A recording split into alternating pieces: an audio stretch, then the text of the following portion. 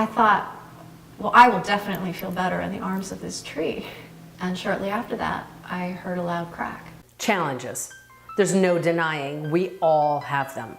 These are the stories of ordinary people facing extraordinary challenges and emerging better on the other side.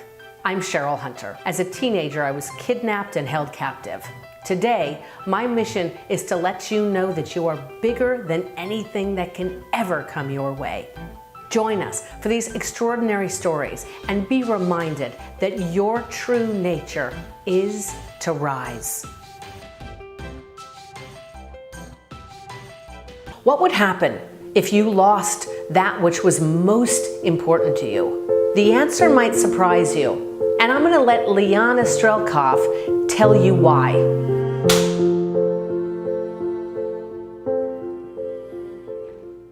What was life like before it changed? On the surface, I think I looked pretty successful. I was in a new relationship. I had co-founded an award-winning theater company in Los Angeles. But the truth of the matter was I wasn't really available for my own life. I had a lot of dreams and aspirations that were sort of littering the ground around me because I couldn't really go forward. I couldn't take advantage of any of those things. What do you mean that you couldn't take advantage of those things? I just didn't know how to make anything happen. I sustained a lot of trauma as a child. And so by the time I was 8 years old, I was absolutely determined to keep bad things from happening to me. And my way of doing that was to micromanage everything in my life, to not take a single step until I knew every possible outcome and I could somehow position myself correctly so that I went right where I wanted to go and there were no detours and no surprises and certainly nothing coming out of left field. And it's very hard to actually live from that perspective. I'd heard you say that you weren't available to your own life. What was that costing you? Well, the biggest thing that it cost me was a relationship. I had been very much in love with a man that I spent almost 18 years with, off and on. And it didn't work out in large part because I couldn't show up. I was constantly trying to make it a safer environment for myself. That's the most poignant example. And say something about this theater and dance company. I'd been a dancer my whole life. Started doing theater when I was, I don't know, maybe 13. Some good friends of mine decided that they wanted to start a resident theater ensemble. And we wanted to do original plays in a very spectacular style. And so we did. And how long had you been a dancer? My whole life. I didn't actually start taking classes until I was about 12, but by then I was already a choreographer. This was my greatest love, was to be in my body and express myself creatively in my body. And then something happened that changed the trajectory of your life forever. Tell us about this. I woke up in the bed of a friend whom I'd recently started dating, and he treated me to what I was certain was the best orgasm of my entire life. But instead of that making me feel relaxed or exhilarated, it made me really nervous. But it was okay because we had a plan to go and do one of my other favorite activities. My whole life I've been an avid outdoorswoman, hiker, climber, trail runner. And by the time I was 7, I was carrying my own little backpack and sleeping out under the stars in the backcountry wilderness without a tent. So we drove up the coast and we went for a long hike. And on that hike, I saw this magnificent tree. Now, the truth is, by that point, my anxiety had become really intense. I had spent the whole drive up there and the whole hike silently obsessing about this new relationship. And this was such a familiar and agonizing mental exercise. I had been doing that my whole life. So when I saw the tree, I thought, well, I will definitely feel better in the arms of this tree. Dean and we both started climbing. And shortly after that, I heard a loud crack. And one of the branches broke, and I fell backward about 25 feet.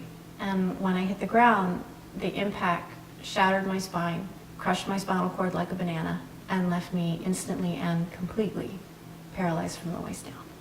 What was your first thought when it hit you that this was the situation?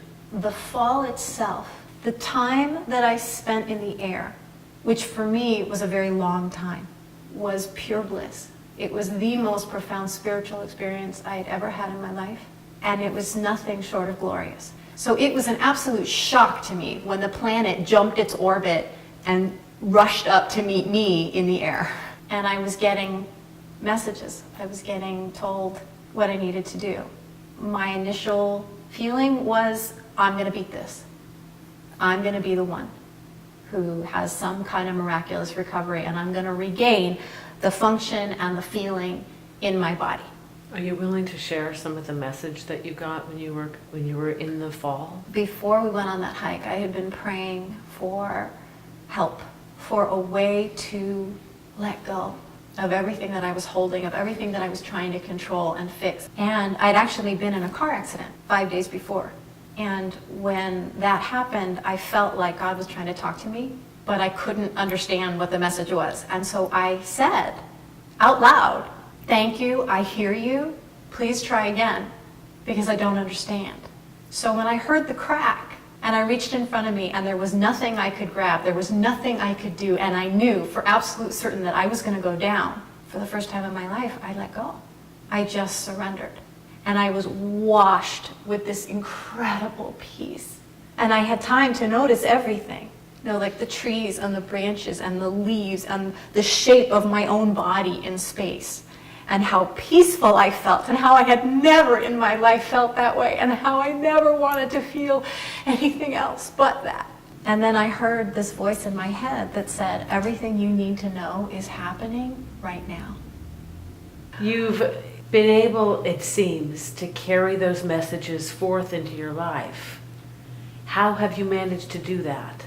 I didn't initially. I decided that I was going to be the miracle case. And I decided that the way to do that was to believe in it with every cell in my body. So I gave myself the directive. I had to think the right thoughts and feel the right feelings and banish all self-doubt. And I had to do it perfectly. They say the hallmark of someone who has really transcended an event is that they now use it to contribute to other people. And when I hear your stories, you seem to do that with every breath. Say something about that, would you? About how I use it? Yes, the way you give away what your lessons, you've turned your challenge into this gift that you give to people. When I got out of the hospital, I had some things to say.